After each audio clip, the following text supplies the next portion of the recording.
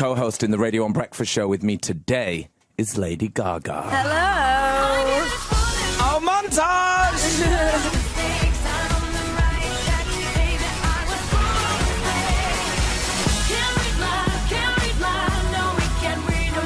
Get comfy, it's 45 minutes long, this montage. Alejandro. How much you pay? Romama. Is this how you start most days, listening Watch to a out, bad montage? bro. No. Starts every morning like this. No. So it has been a long time coming. We've been talking about this for a while now, and finally we have brand new music from Lady Gaga. So she is here in the studio co-hosting with us this morning. If you want to say hello this morning, the hashtag we are going for is Gaga on Grimmy.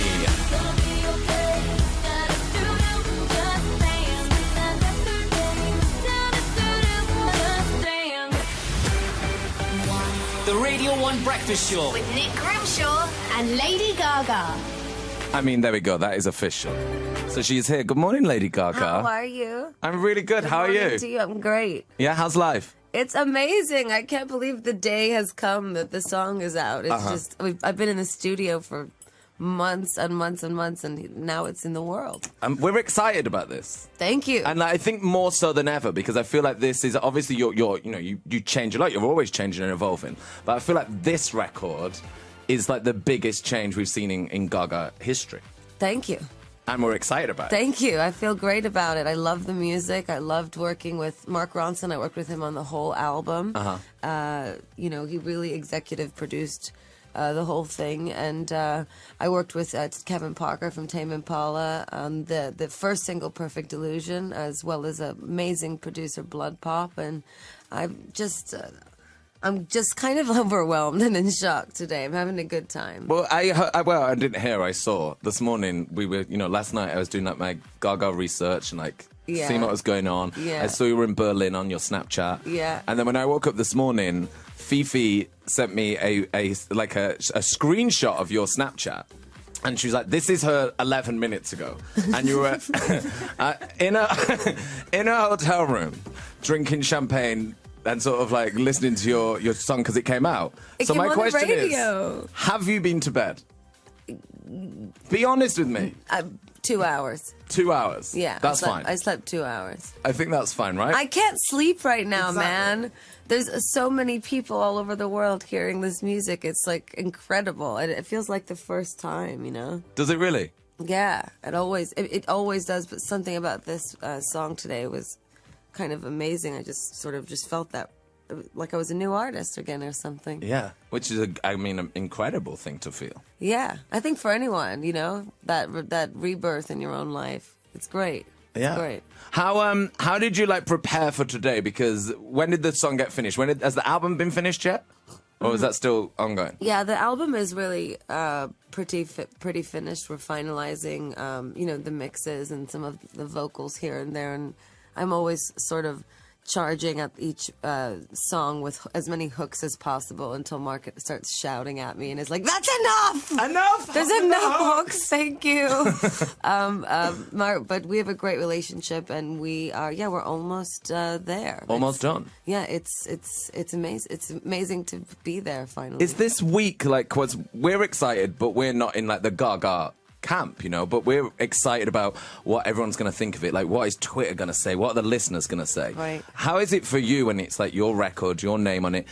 Is this week a scary week, or is it an exciting week for you? It can be scary, but I'm really way past that time in my life. I think I've just maybe grown up a little bit, and the truth is I'm just like everybody else, and making music is part of my job, and I wanted to make something really great that I believe in, and I just believe in the record. So whatever it does and whatever people think is all I hope is that they enjoy it, and go out and have fun with each other and, maybe hopefully be moved by the lyrics.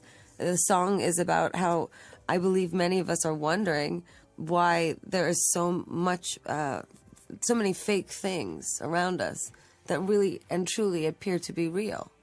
how do we navigate through social media? How do we look through all these images that we know are filtered and altered and decipher what is reality and what is a perfect illusion? So that's what the song is about, wanting people to reestablish that human connection and be okay with kind of accepting that we're in this place. Yeah, I feel like we've gone so far into like that tech world that now everyone wants to get a bit more real and a bit more human. Yeah, it doesn't mean you don't. I'm not saying not to use your phone. I'm not, because social media. She's not crazy. No, well, I'm not that crazy. No, I think social media is a great way to share things with your family and, you know, with your friends, and to document your life. And I can talk to my fans and share artwork and ideas. But, you know, there is also a lot of things on the internet that are, you know, not reality. And a lot of, I think people feel pressured to keep that perfect illusion going on in their real lives. And so this song is kind of about accepting that and raging against it and, you know, just letting it go. Yeah. It's a great message. Thanks. Should we hear it? Yes, please. Because I'm really excited about playing this on the radio because, you know, I first heard this at Glastonbury. Stop it. Yeah. Oh, he played it for you, didn't he? Mark. Yeah. I know, I shouted at him. Why? Because he always does that. He's like, I played it. I'm like, that's a demo. It's not ready to be heard. Nobody should hear it right now. And he calls me and he's like, everybody loves it. And I'm like, it's 3 a.m. in America. Stop. It was like sort of 5 a.m. after Mark DJ'd at Glastonbury. That sounds about right. And he played it on headphones. He didn't play it like to the crowd. Yeah, I don't care. And I was like, he's still in trouble. I was like, I really love it. I was like, I really, really like it. And I was talking to your label, and they're like, do you like it? I was like, yeah, I really, really love it. I said, Thank I you. worry it's maybe because I was just at Glastonbury and it was 5 a.m. But I can confirm it is just as catchy and great It has a long lifespan. when it's 7:50 a.m. on a Friday morning. You are stone cold sober. Thank you. Yes. Well, should we hear this? First time we've played this. This is brand new music from Lady Gaga. This is Perfect Illusion on Radio 1. Yeah.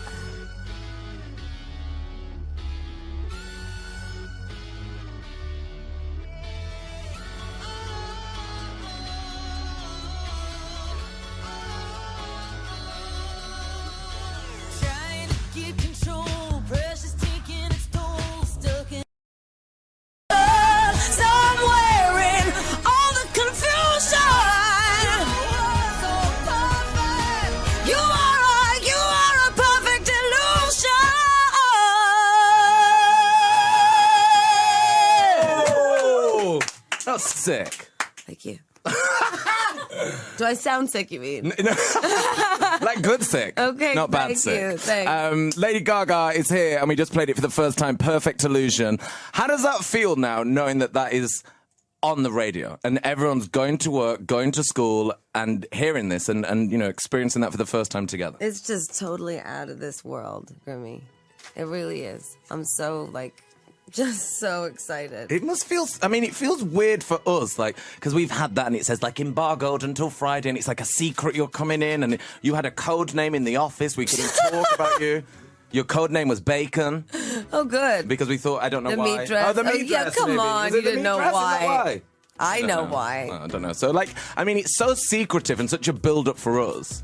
So when we get to announce you're on, we're like, oh, my God, and when we get to play it. So the release for you must be next level. Well, it's actually just really special on a personal level too, between, you know, me and Mark and Blood Pop and Kevin from Tame Impala. You know, it's like we're all on text and on FaceTime this morning, just like screaming, crying, yelling.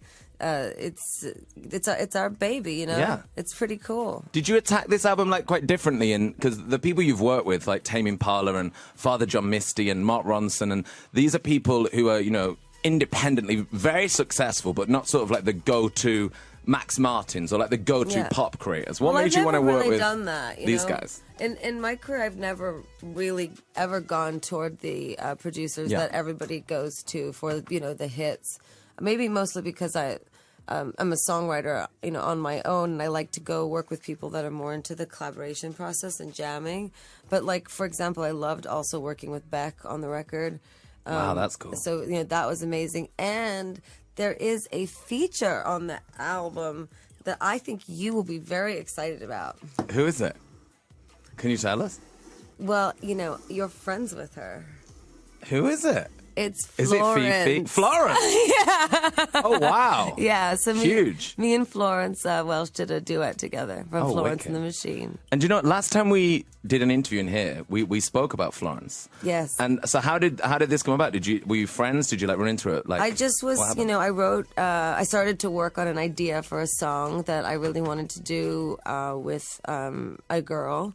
And you'll see why when you hear the music and what the song is about. And I just thought about who I wanted to sing with. And she's really, to me, if not the best, one of the greatest vocalists in the world. I mean, she's incredible. And I would say the same about the musicianship of Beck, of Father John. I'd say the same about Kevin Parker and Mark Ronson. I mean, these guys are foolishly amazing at what they do, and how cool that they inducted me into the boys club, and treated me as an equal in the studio, and I was able to just do my thing. I play instruments, I write, I am obsessed with music, so I got to be obsessed with music with a bunch of guys that became my brothers. It's cool. Yeah, and they are like obsessed with music, those guys. Yeah. Like, I mean, Mark Ronson is sort of an encyclopedia of every genre of music. Oh, yeah, and he just never stops. Like, I was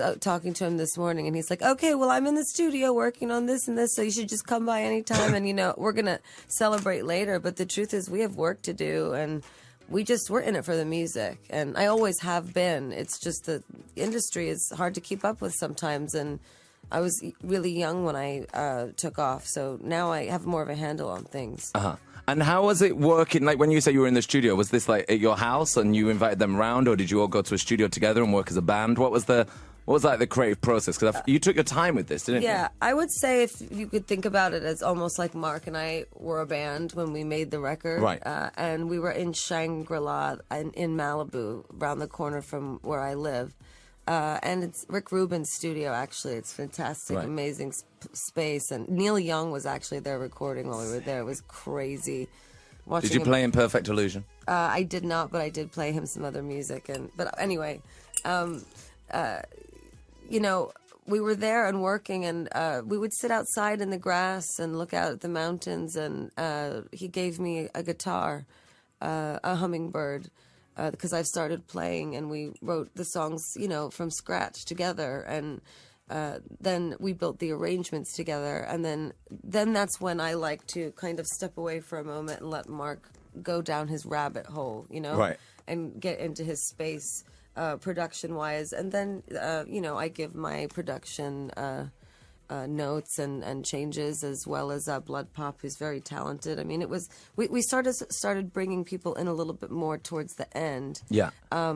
But so there was a whole process and time leading up to that was really just me and Mark and a piano, a typewriter, and a guitar. I feel like your songs always do that, though. They can be these huge arena-filling pop songs, but then you strip it back. You can sit and like play it on like spoons. Well, I made sure to do that with this, and he did too. With every song we did, we didn't start with a track.